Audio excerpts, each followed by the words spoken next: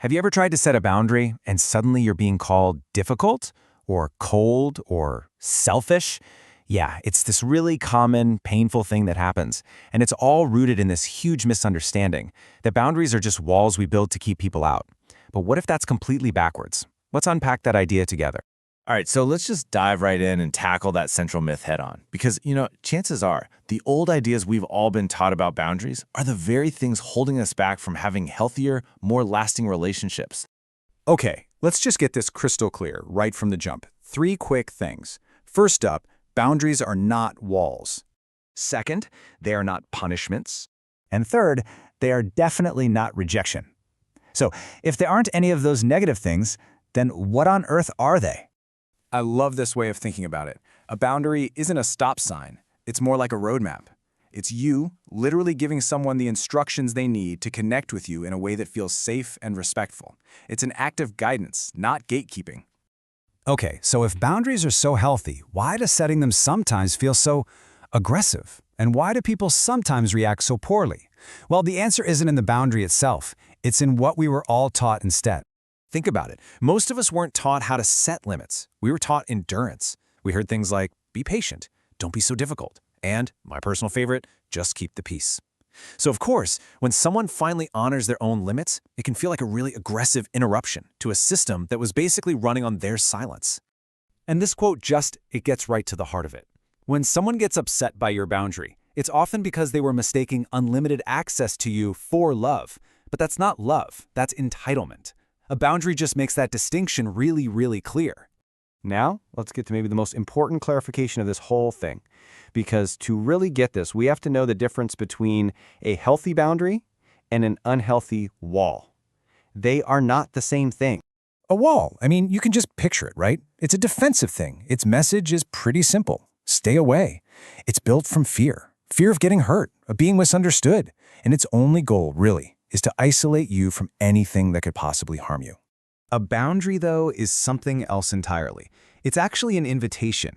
Its message is, please, come closer. And here's how to do that in a way that feels safe and good for both of us. You see, it's built from self-respect, and it's designed to make connection possible. When you see them side by side like this, it just clicks, doesn't it? Walls are reactive. They're built out of fear. Boundaries are proactive, built from self-respect. Walls shut down the connection, while boundaries are what make relationships sustainable. One pushes people away, and the other teaches them how to stay close. Now, this is a tough one, but it's such a clarifying truth. If setting a healthy limit makes someone walk away from you, it's very likely they weren't in your life for you. They were there for what you could provide without any limits. So let's look at how this plays out in the real world. I want to walk you through a classic example. I call it the over-giving scenario, and it shows perfectly why the absence of a boundary is the real problem. So it starts out innocently enough. You're the one who's always available, always saying yes. And at first, people are really grateful. But then, that gratitude slowly turns into expectation. And then that expectation turns into dependency. And finally, you hit your limit. You're exhausted, you're burnt out, and you say no. And just like that, the whole script flips. Suddenly, you're the problem. You're the one who's unreliable. But here's the thing. The problem wasn't your no. The problem was the unsustainable pattern of yes that came before it. The conflict didn't just pop up out of nowhere because of the boundary. It was created by the lack of one for so long that it set up a totally unhealthy expectation.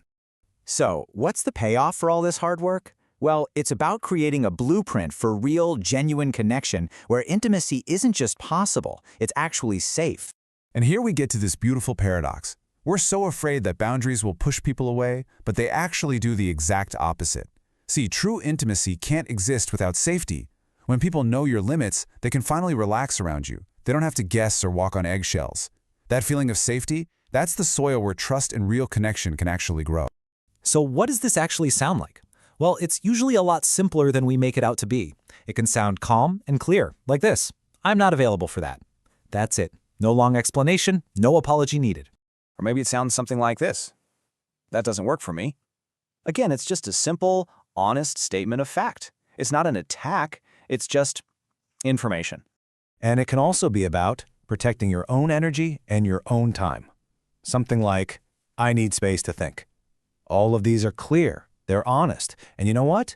They're respectful to both you and the other person. At the end of the day, boundaries are really just a clarifying tool. They act like a filter. They show you who in your life is willing to respect you and who is really just interested in your convenience.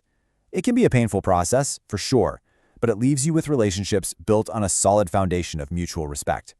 So let's bring this all the way back home to our central idea. Boundaries are not these fortified walls that are meant to keep love out. They're much more like doors. And just like any door to a safe and respected home, they simply have clear, simple rules for how to enter. So, the question I'll leave you with is this. When you think about the limits in your own life, what are you doing? Are you building walls out of fear, or are you learning how to open doors with self-respect?